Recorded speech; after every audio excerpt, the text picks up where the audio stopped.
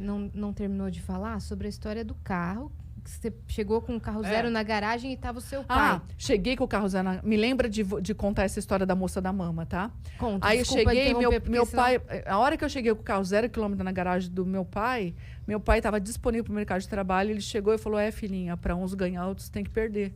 Foi assim que ele recebeu o meu carro 0 km. Para uns ganhar, outros têm que perder. Ou seja, eu tive que perder para você sobressair. Ele acreditava nisso. Uhum. E assim, uma das coisas assim que eu queria muito ter tido a oportunidade, com o conhecimento que eu tenho hoje, de ajudar meu pai. Porque meu pai era um cara fantástico, ele era um gênio. Meu pai era uma biblioteca ambulante. Meu pai, ele tinha uma comunicação, uma habilidade de comunicação. Se ele se candidatasse a presidente da República, ele ganhava, porque ele tinha um talento. Tudo que ele ia... Na casa que a minha mãe mora hoje, era um terreno baldio na frente. Meu pai conseguiu... O pessoal ficou anos, acho que mais de 20 anos, tentando, que fizesse uma praça arborizada, bonita, uma praça de lazer para a comunidade lá da região. Meu pai foi e ele conseguiu. Ele conseguiu. A Praça Mário Lago. Então, o prefeito foi na casa da minha mãe inaugurar a praça. Nossa. Lá na garagem da minha mãe. Meu pai conseguia tudo. Desde quando eu era criança, ele fazia parte da Sociedade Amigos de Bairro. Ele arrecadava nas empresas brinquedos, carrinho, boneca da garagem. Ele abria a garagem da nossa casa todo ano, no Dia das Crianças e Natal. Uhum. A gente abria a garagem, aí vinha a comunidade da favela, fazia fila e ganhava todas as crianças. Menino ganhava carrinho, ganhava boneca, as crianças. Eu vivi isso. Meu pai sempre foi um cara generoso, mas ele era extremamente negativo. Uhum. Ele não tinha... Ele era uma biblioteca, ele tinha muito conhecimento, tudo que eu precisava saber de história, tudo. Ele lia muito jornal, mas ele lia tudo do jornal, e ele ia lá, ler a página policial. Aí ele tinha uma mania de ir lá também no obituário para encontrar algum amigo que tinha morrido. Ou seja, a conexão dele sempre estava com algo que não era legal. A energia totalmente ligada a isso, né? A coisas que não eram legais. E ele criou muita coisa que não foi legal, inclusive doença para ele, que foi o que acabou levando ele, Se né, ele para outra soubesse o dimensão. poder que ele tinha, né? Se ele usasse a inteligência dele para criar... Porque o poder que ele tinha, ele criou muita coisa que não foi legal para ele. Uhum. Muita coisa. E para a gente também. Porque a gente viveu, assim, dificuldade financeira da gente chegar no fundo do poço, de precisar que as pessoas fizessem cesta básica e viesse doar para a gente. Porque chegou um momento da nossa vida que a gente ficou, assim, todo mundo disponível para o mercado de trabalho. Todo mundo. Não entrava um tostão na minha casa. E o meu pai era zebra ambulante, que ele ainda tinha um carro que ele tinha acabado de comprar, que era um consórcio que ele tinha sido premiado no consórcio, contemplado. Aí ele foi no enterro de um amigo, um vizinho que morreu, na vinda, deu perda total. Bateram no carro dele, deu perda total, não tinha seguro. Até isso ele perdeu. Então a gente vivia, sabe aquela monte de perda na vida? E a gente achava, aí a gente chamou um padre para benzer, porque meus pais eram muito católicos. Eles eram muito religiosos, eles davam palestra no Encontro de Casais com Cristo. Então, os padres iam muito lá em casa também. E a gente chamava os padres para benzer a nossa casa, porque a gente acreditava que tinham feito macumba para a gente. Um mau agouro. Assim. A gente não tinha o conhecimento de que a macumba era a gente que estava fazendo, com a nossa reclamação. Uhum. Com o jeito de olhar tudo que estava dando errado. Estavam praguejando a própria vida. A gente olhava tudo. Aí a minha avó morreu. Foi a primeira perda que teve na minha família. Aí a gente só olhava para aquela perda. E aí, quanto mais você se sente um perdedor, quanto mais você se sente injustiçado pela vida, mais você se torna um imã de injustiça. Mais você se torna um perdedor, mais você atrai perdas. Porque você atrai aquilo que você está sentindo. O sentimento tem um poder fantástico, tem um poder de magnetizar coisas na sua vida. Então, não adianta, como eu estava contando, né? Quando eu me separei, eu desejava tudo de ruim acontecesse para o meu ex-marido, acontecia para mim. Por quê? Uhum. Porque quem estava sentindo o ódio, quem estava sentindo a raiva era eu. Eu estava tomando veneno, esperando ele morrer. Quem estava morrendo era eu. Quem estava atraindo as coisas negativas era eu. Então, a gente não tinha esse conhecimento de que a gente cria a realidade.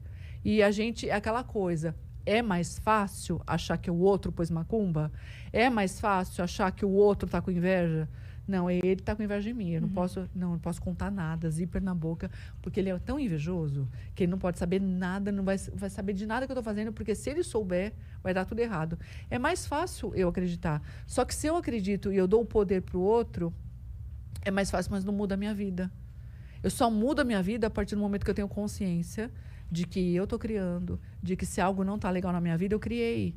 É difícil? Pô, mas Beth, você não tem noção. Vem aqui ver minha situação, Beth. Eu não tenho dinheiro nem para comprar um leite para o meu filho, nem um pão para o meu filho. Eu criei isso. Não, mas você não quis criar. É inconsciente. 95% do que tem na sua mente inconsciente está criando coisas. Você está agindo no piloto automático, você nem sabe o que você está fazendo. Você está fazendo coisas que estão te levando para o precipício sem perceber. A gente estava assim. Mas era macumba que tinham feito, entendeu? Na nossa visão. E não adiantava nenhum padre benzer a nossa casa, porque a gente continuava atraindo desgraça. Entende? E a gente só começou a mudar mesmo a vida da gente quando uma amiga da minha mãe, que era vizinha, que na época frequentava uma religião, tinha se curado do câncer, e ela levou a minha mãe. E nessa religião, eu aprendi sobre gratidão. Essa pessoa me ensinou sobre gratidão. E ela ensinou porque conversando comigo, ela falou para mim, Beth, você tem que parar de olhar para tudo que não está dando certo, porque quanto mais você olha para tudo que não está dando certo, mais disso você cria. Agradece pela sua vida. E eu estava tão cega, que eu falei para ela, mas eu não tenho nada para agradecer. Nossa. Nada para agradecer. É difícil imaginar essa frase saindo da sua boca. Mas eu já falei. Pois é. Eu não tenho nada para agradecer, porque naquela época o meu pai tinha feito uma dívida gigantesca impagável com a agiota. Não dava para pagar. Todo mundo disponível para o mercado de trabalho. Sua avó tinha falecido. Minha avó falecido. O meu avô estava com enfisema pulmonar. Meu avô fumava. Nossa, ele não parava de fumar, estava com enfisema pulmonar. Meu avô veio morar com a gente.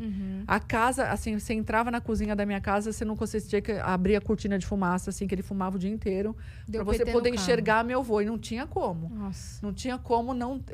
Ele tinha que deixar ele fumar, ele emendava um cigarro no outro. Então, ele tava se suicidando pouco a pouco. Era muita coisa ruim acontecendo com a gente. E aí eu falei, eu não tenho nada para agradecer. Nada.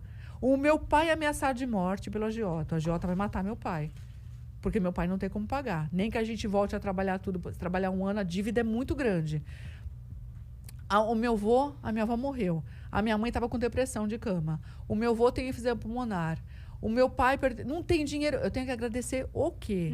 E a minha família está em pé de guerra ainda. A gente só não se matava. A única coisa boa é que a gente estava junto. Sim. Porque era muita briga.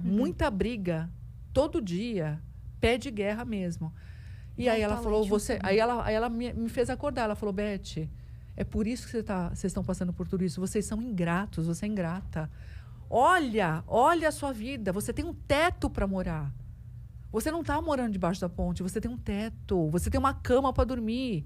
Quando você deita, agradece o travesseiro, agradece o cobertor. Agradece que você tem uma família, você tem um pai, você tem uma mãe, você está viva. Você já agradeceu porque você está viva?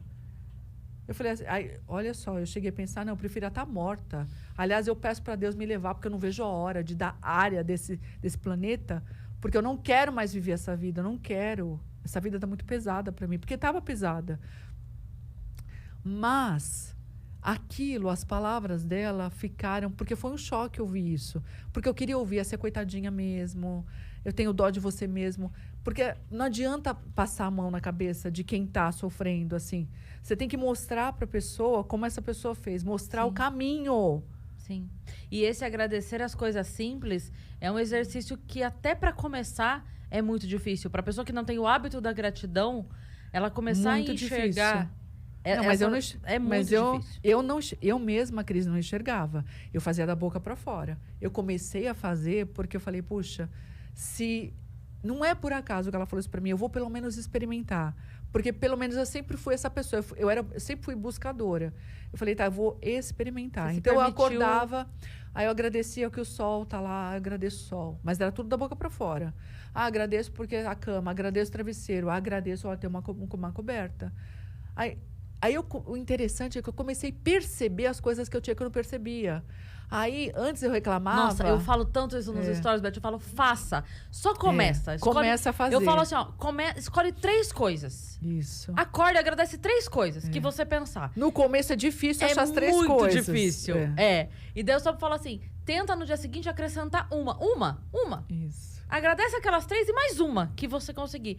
Vai aumentando uma por dia. Quando você vê, você já tá olhando tudo. Você agradece até por se atrasar. Quando você percebe, Não é? quando você faz isso, você muda o seu olhar Essa semana, da vida. a minha mãe e minha irmã estavam saindo pra resolver um negócio. E aí a minha irmã foi ligar o carro de manhã, tava faltando aquele combustível da frente, sabe? Que a gente esquece de botar, né? Aí ela, aí teve que sair e tal, não sei o que. Enfim, se atrasaram. Resolveram desmarcar o compromisso, marcar pra outro dia. Aí eu liguei pra minha mãe, falei, caramba, vocês foram fazer, a gente se atrasou. Daí ela falou, mas vai saber do que Deus tava livrando a gente. Então, graças a Deus... Falei, cara, é isso, sabe? Quando você entende, até pelo que dá errado, você agradece. Fala assim, obrigado que eu me atrasei, obrigado que eu não cheguei. E se a gente vê as histórias de tragédias, de avião que caiu, quantas pessoas se livraram, não estavam no avião no momento da queda, porque o sapato apertou, porque se machucou, porque pegou muito trânsito. De setembro, tem várias histórias muitas várias histórias assim. Então a gente não sabe, a gente tem que o hábito de agradecer muda a sua vibração interna. E aí eu comecei a agradecer por tudo, eu comecei a agradecer, antes eu reclamava porque a máquina de lavar só centrifugava, não lavava. Aí eu comecei a agradecer, puxa, ela centrifuga, olha só, a roupa seca mais rápido no varal. Antes eu reclamava porque não tinha sabão em pó. Aí eu comecei a agradecer porque tinha sabão em pedra. Tinha sabão, tinha algum sabão. Antes eu reclamava porque tinha louça para lavar. Aí eu agradecia porque tem louça porque a gente comeu. Graças a Deus a gente comeu. Aí eu reclamava porque só tinha arroz com banana. Eu comecei a agradecer, graças a Deus tem arroz com banana. Então eu fui agradecendo. E no começo essa gratidão era só da boca para fora. Eu não sentia gratidão. Eu só estava fazendo exercício. E eu me surpreendi. Porque chegou uma hora... que eu comecei a sentir de verdade tanta gratidão que eu falei, meu Deus, como eu sou injusta. Eu comecei a pedir perdão para Deus por eu ter algo para pedir. Eu falei, não tenho nada para pedir, nada, eu só tenho que agradecer. Eu sou muito rica, eu sou abundante, eu tenho uma família, eu tenho vida, minha família tem saúde, tá todo mundo aqui saudável, graças a Deus, mesmo com tanta dificuldade. E eu comecei a sentir tanta gratidão até pelo agiota, que antes eu pedia para Deus matar o agiota, tá? Já cheguei a pedir. Deus, leva esse agiota embora, por favor, Deus, leva ele embora, esse homem vai acabar com meu pai. Aí eu comecei, falei, puxa, eu vou agradecer o agiota. Senti gratidão de verdade, ele emprestou dinheiro pra gente. No momento que a gente não tinha dinheiro para comprar comida, a gente comprou comida graças ao dinheiro dele. Eu comecei a enxergar e comecei a ter gratidão por ele. E aí, sabe o que aconteceu? Meu pai ganhou na loteria. Não acredito. Verdade. Não acredito. Meu pai ganhou na loteria.